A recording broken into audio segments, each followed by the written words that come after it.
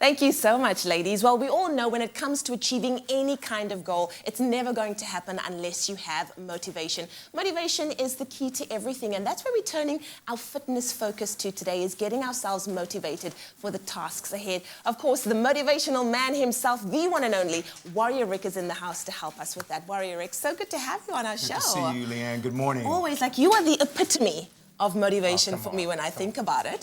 So, you know what I've been noticing now in March is that a lot of people are still trying to stay motivated when it comes to things like fitness. There's so many fitness activities happening.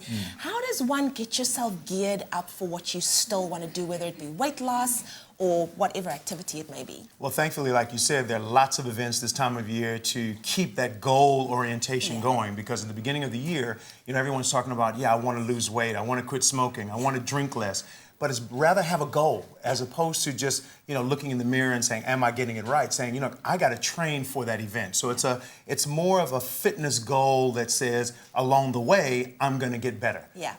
Absolutely. Now, you know what? I know that some of my colleagues, Zoe, for instance, Katleho, they're all going to be taking part in these big events, whether it's the cycle tour or the Two Oceans.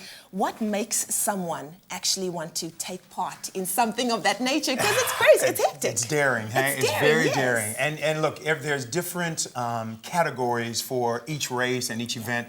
And I think what the real motivation is to say, you know, I'm looking forward to being better and being stronger, being faster. So using this event to train in different ways. So any type of functional fitness is very healthy. To do just one thing becomes mediocre, becomes boring, but to do different types of exercises in preparation is ideal. So like you said, the Two Oceans coming up is very exciting and a very arduous task. To do 56 kilometers, very, very huge, the cycle tours and what have you, but to do these things 1 meter at a time. You can't look at it as, you know, so many kilometers, rather 1 meter at a time. And I think that's why Katleho and Zoe are, like myself, getting involved in this, because we know that it's about the journey. Yeah. So for anybody sitting there this morning that's watching this, I know you've already said 1 meter at a time, but what extra motivation can you give them if they're sitting there, they're too scared to sign up or do anything, or maybe, you know, just take on their weight loss journey? What would you say to that person? Don't do it alone.